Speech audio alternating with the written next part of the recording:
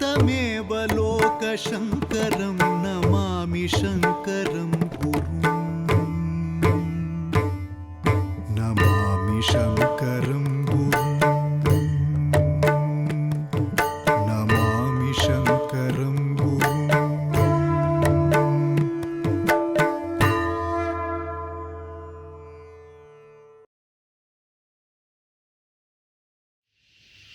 शृङ्गाद्रिवासाय विधिप्रियाय कारुण्यवाराम्बुधये नताय विज्ञानदायाखिलभाग्यदाय श्रीशारदाख्याय नमो महिम्ने. सदाशिवसमारम्भां शङ्कराचार्यमध्यमाम् अस्मदाचार्यपर्यन्तां वन्दे गुरुपरम्पराम्. Offering my Sashtanga Pranamas to the Padapadmas of the Ubhaya Jagadgurus. In this series titled Punyabhumi Sringeri, we have been discussing the causes of how Sringeri became renowned as a Punyabhumi. Some factors in this were the unbroken Guru Parampara that flourishes here, the Tungabhadra Nadi that flows here, Sharadamba who resides here, having been consecrated here by Bhagavad Pada himself. In this way, several factors have gone into making Sringeri a Punyabhumi, and as we have discussed, the linga of Malahanikareshwara is also an important part in the sanctity of this kshetra. Therefore, just as we discussed the Mahima of Sharadamba using the Kamalaja Daitashtaka as a reference, in the same way we shall discuss the greatness of Malahanikareshwara, taking up yet another stotra of the Sringeri Jagadgurus as reference.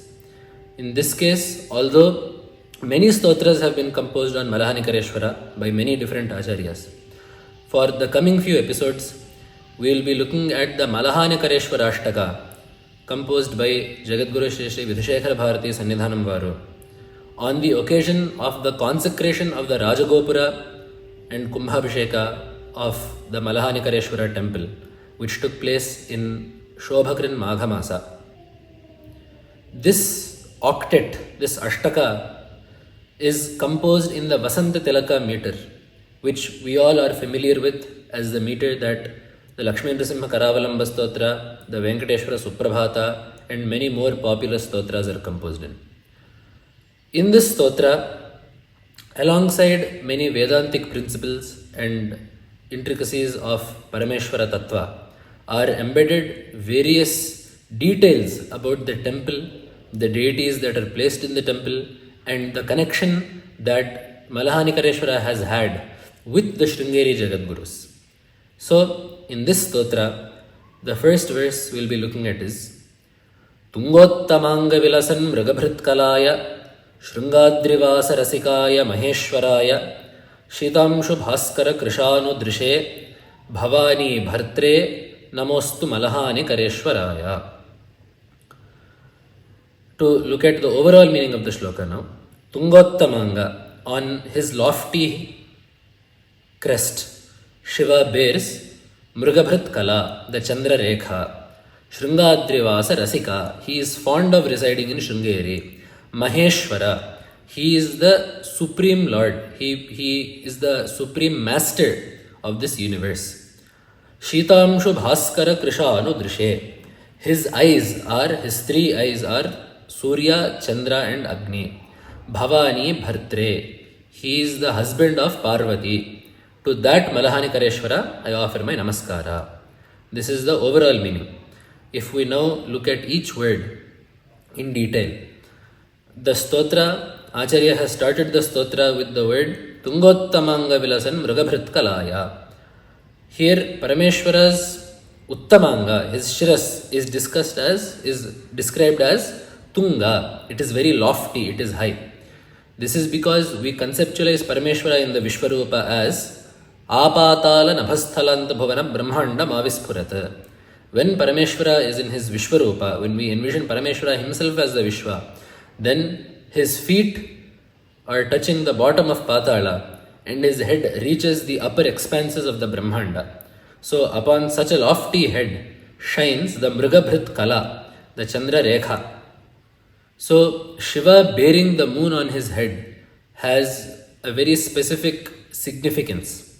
When Parameshwara is conceptualized as Vishwarupa, the Agamas describe him as Jnana Chandra Kalachudam Dashadig Bahumandalam.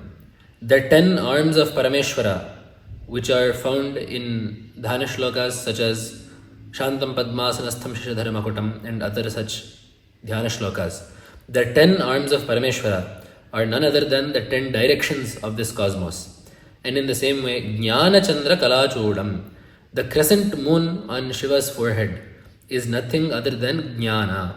So by saying that Parameshwara bears the moon on his head, we are basically saying that Parameshwara is Sarvajna. He contains all forms of Jnana. That is why the Vayu Purana also tells us Ashtadashanam etasam vidyanam bhinnavartmanam adikarta kavis sakshat shulapaniriti shrutihi. So the Ashtadasha Vidyas, that is to say the Chaturdasha Vidyas, Angani, the 6 Vedangas, Vedas Chatvaraha, the 4 Vedas, Mimamsa, and Nyaya Vistara, Nyaya Shastra, Dharma Shastram, Puranancha, Vidyahyeta, Chaturdasha. These are the 14 Vidyas. And in addition to these, you have the 4 Upavedas, Ayurveda, Gandharva Veda, Dhanurveda, and Arthashastra.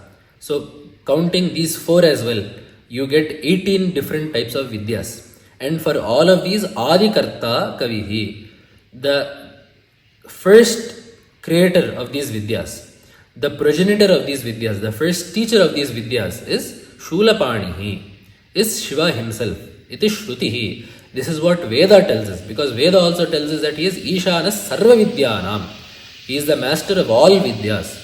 So to show us that Shiva is Sarvajna, he knows everything, we say that he is Jnana Chandra Kalachudaha. He bears Jnana itself on his head as the Chandra Rekha. There is one more inner meaning of saying that Parameshwara is Chandra Chuda or Chandra Shekhara or Chandra Mauli. Chandra represents the Jiva Samashti, the sum total of all Jivas. In this regard, the Varaha Purana tells us Tasmyustu Mathite Jataha Punassomo Mahipate Yosau Kshetragnya Sangnyo Vai Dehesmin Purushah Paraha Sa Eva Somo Mantavyaha Dehinam Jiva Sangnitaha. So Tasmyustu Mathite Jataha Somaha, the moon, the Chandra that was born from the milking of the Kshirasagara, he is Sa Eva Somo Mantavyaha Jiva Sangnitaha. That Soma should be understood to be the Jiva. He is the Kshetragnya. He is Yosau Kshetragnya Sangnyo Vai Dehesmin. He is the Jiva that resides within the body, knows the body, and interacts with the world through the body and the senses. So, in this way, Somaha Jiva Sangnitaha Mantavyaha. Soma should be understood to be the Jiva, the representative of the sum total of all Jivas. So, when we say that Paramatma bears the Chandra Rekha on his head, we mean to say that it is Parameshwara who supports, sustains and protects the entire sum total of all beings in this cosmos. All the Charachara Jivas in this universe are preserved and protected by Parameshwara himself. Then Parameshwara is called Shrungadrivasa Rasikaya. He is fond of residing in Sringeri. Bhagavan is fond of residing anywhere there are bhaktas. He is fond of residing anywhere Upasakas do Upasana with faith, diligence and rigor. He is fond of residing anywhere where Sajjanas follow Dharma unflinchingly. Because Sringeri is such a place, Bhagavan resides here gladly. And that is why in the Charitra of how Malahanikareshwara came to be here in Sringeri, we will see how a great Bhakta worshipped Parameshwara and brought about Parameshwara's presence in Sringeri. This we will see in coming episodes. He is Maheswara.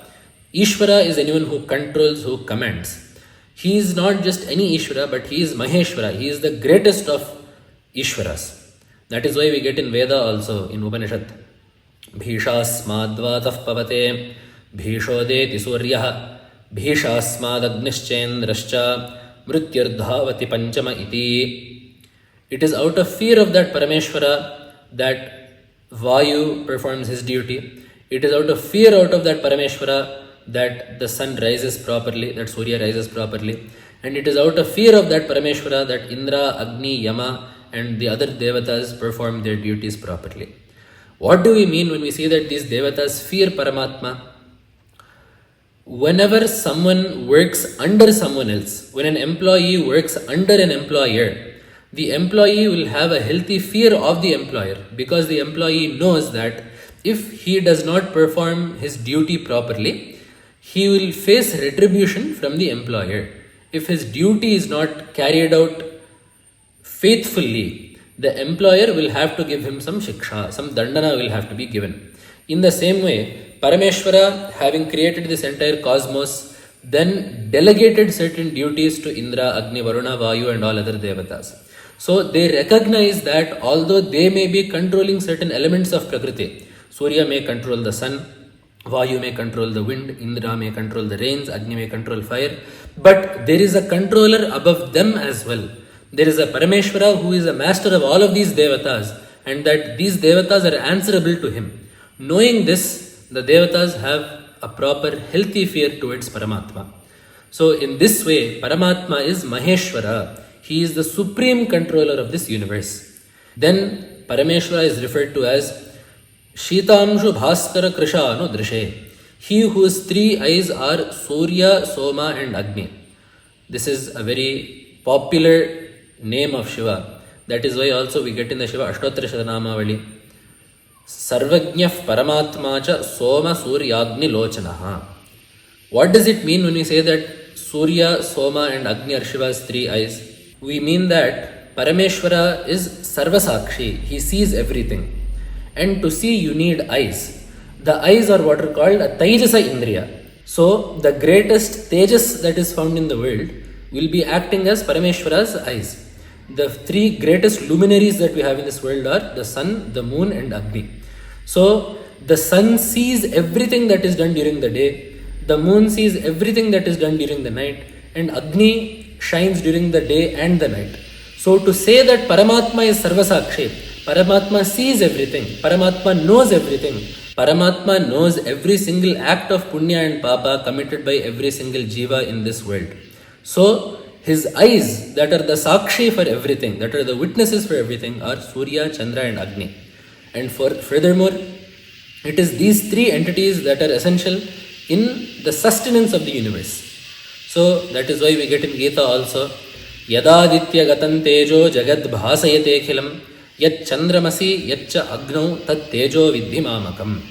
That tejas that shines in the Surya and illuminates the world, and that tejas that exists in Chandra and Agni, that tejas is mine. And then it is these three tejasas, these three Tejaf Padarthas that are essential in sustaining the world. How Surya sustains the world is evident to everyone. We get in the Aditya Hridaya, Payatyesha, Tapatyesha, Varashatyesha, Gabhastibhi. It is Surya that is essential in causing rain.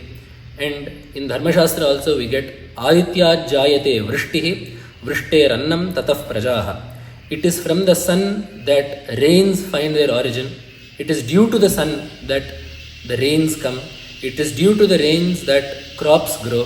And it is only due to the crops that beings are able to sustain themselves. So in this way, Surya is essential in the sustenance of beings. In the same way, Bhagavan says in Gita, Pushnami chaushadhi sarva somo bhutva rasatmakaha. Having become Chandra, I sustain all the oshadhis. So that specific class of plants are sustained by me as Chandra. And then as Agni too, Aham Vaishvanaro bhutva praninam dehamashritah pranapana samayuktah pachamyannan chaturvidham. As Agni, I reside as the Jఠara of all beings, and I help them digest the food that they take in, and I ensure that the food that goes in sustains them and their body. So in this way, it is the Soma, Surya, Agnis, that are the three eyes of Paramatma, that are sustaining this entire cosmos. And then Paramatma is referred to as Bhavani Bhartre, the husband of Bhavani. Normally, Bhavani is the name of Devi, but here specifically, the Devi that resides to the left of Malahanikareshwara, Just as the Devi in Sri Shaila is Brahmarambika, just as the Devi in Kashi is Vishalakshi, just as the Devi in Arunachala is Apita Kuchamba, in the same way, the Devi, the name of Devi, who is the consort of Malahanikareshwara in Sringeri, is named Bhavani. Now, whom this Bhavani Devi was consecrated by, which Jagadguru performed the consecration, all of this we will get in the coming shlokas. But for now, we shall understand that it is not just a general statement here that Bhagavan is the consort of, that Parvati is Parameshwara's consort, but here in Sringeri, the Devi that is the consort of Malahanikareshwara is named Bhavani. And to that Malahanikareshwara we offer our namaskaras. Here the linga is named Malahanikareshwara. The derivation of this name is given to us in the Tungabhadra Mahaatmya. Amhohanikaram lingam Malahanikaram viduhu. That linga that causes the destruction of amhas, that is to say Paapa, is called Malahanikara. So because the service of this Paramatma removes our Papas, because worship of this Paramatma helps us get rid of our Papa samskaras, and because this Paramatma gives us jnana, thereby removing our sanchita karma consisting of punyas and papas, it is because of these qualities that this Paramatma is renowned as Malahanikara, the remover of all papas. So to that Paramatma we offer our namaskaras, and in the coming session we will look at a shloka that tells us about how this Paramatma came to be in Sringeri, and that talks about how this Paramatma was worshipped by various Maharshis. Namah Shankaraya. Namami Shankaram